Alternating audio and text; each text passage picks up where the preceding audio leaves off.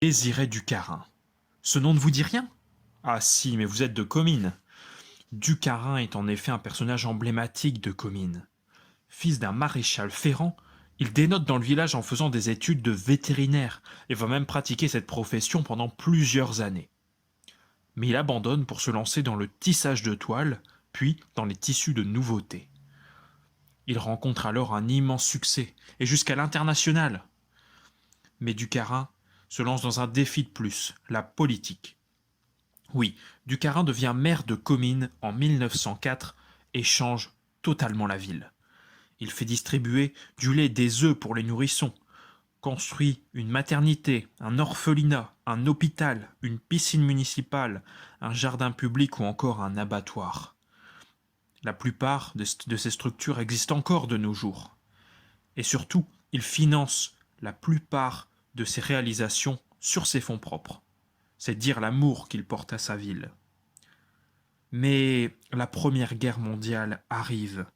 Comines est tout près du front.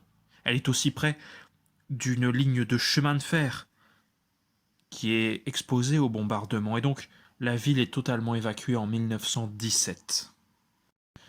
Le maire doit donc partir et se réfugie chez un de ses amis, issu du même parti politique, le parti radical de l'époque, est aussi un grand homme du Nord, Gustave Dron, le maire de Tourcoing. Ducarin meurt chez lui en 1918 sans avoir connu l'armistice. Ducarin, c'est donc une ascension sociale fulgurante. Fils d'un maréchal ferrant, il est repéré pour ses capacités de travail par son instituteur. C'est là qu'il devient vétérinaire.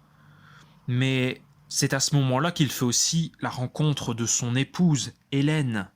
Mais pour l'épouser, son beau-père lui aurait conseillé d'exercer un métier plus sérieux. Désiré Ducarin se lance donc dans la rubannerie, cette usine qui est construite en 1908. Et c'est là, comme on l'a dit tout à l'heure, qu'il a ce succès fou. Et Comines est encore aujourd'hui connue pour cette activité. Mais Désiré Ducarin a conscience de ce que la République lui a donné et veut lui aussi donner la chance aux plus démunis. C'est pourquoi il crée un fonds d'entraide pour ses ouvriers de son usine. Il crée aussi des logements pour ses ouvriers et une piscine pour éviter qu'ils ne se lavent dans l'eau polluée de la Lys.